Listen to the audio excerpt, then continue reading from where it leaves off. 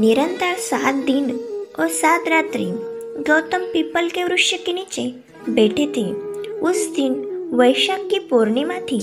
रात्रि में चंद्रमा अपनी शीतल चांदनी से संसार को अमृत तुल्य की शीतलता से जगमगा रहा था। इस रात्रि को गौतम को ज्ञान की प्राप्ति हुई थी। वे गौतम बुद्ध कहलाने लगे।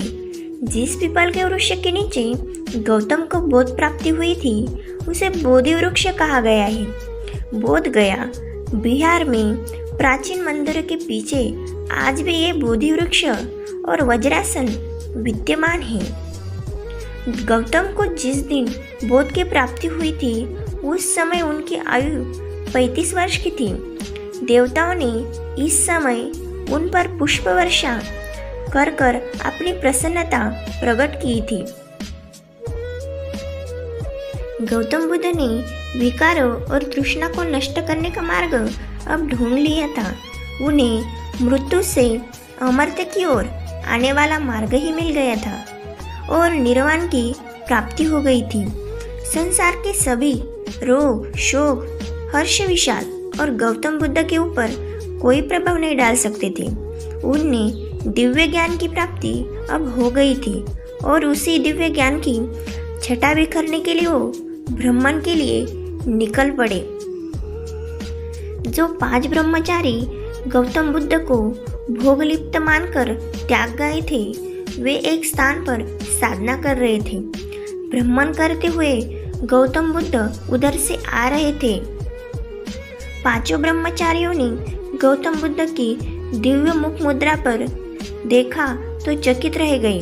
वे समझ गए थे उन्हें बोध की प्राप्ति हो गई है। वे 5 बुद्ध की शरण में आ गिर पड़े। बुद्ध ने उन्हें अपना शिष्य बना लिया और उन्हें उपदेश दिया। इस उपदेश ने बुद्ध ने कहा, धर्मपरायण जीवन जीने की मर्यादा का पालन करो। तृष्णा को और त्याग को, जाति पाति के भेदभाव को समाप्त करो तथा सभी से मृदुल मधुर व्यवहार करो। गौतम बुद्ध का यह उपदेश धम्मचक्र प्रवर्तक कहा गया। यह उपदेश अत्यंत सरल और स्वीकार्य था। इससे सामान्य सभी का भला होता था। अंततः कुछ समय बुद्ध ने सैकड़ों शिष्य बना गए।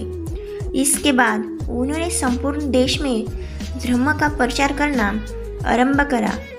उन्होंने अपने 60 प्रमुख शिष्यों को धर्म प्रचार के लिए चारों दिशाओं में भेज दिया।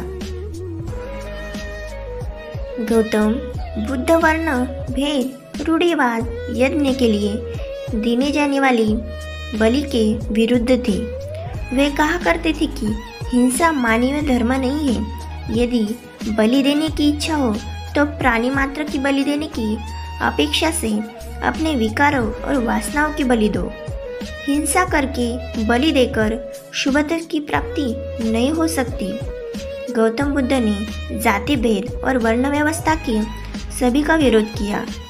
इस बारे में वो कहा करते थे कि जन्म से भी कोई मनुष्य ना तो ब्राह्मण है ना तो शूद्र है। ना मैं ब्राह्मण हूँ, ना मैं क्षत्रिय हूँ, ना मैं वैश्य हूँ और ना ही शूद्र। ये सभी धर्म के आडंबर है। एक ही मैं सामान्य जन हूँ।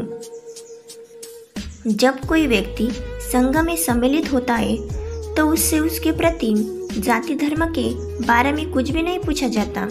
उससे केवल 3 बार निम्न उच्चारण कराया जाता है, बुद्ध शरणम गच्छामि, संघ शरणम गच्छामि, धर्म शरणम गच्छामि।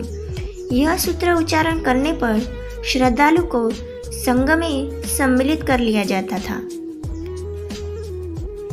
वीडियो पसंद आया तो वीडियो को लाइक, शेयर, कमेंट करना मत भूलिए और चैनल को सब्सक्राइब भी कर देना।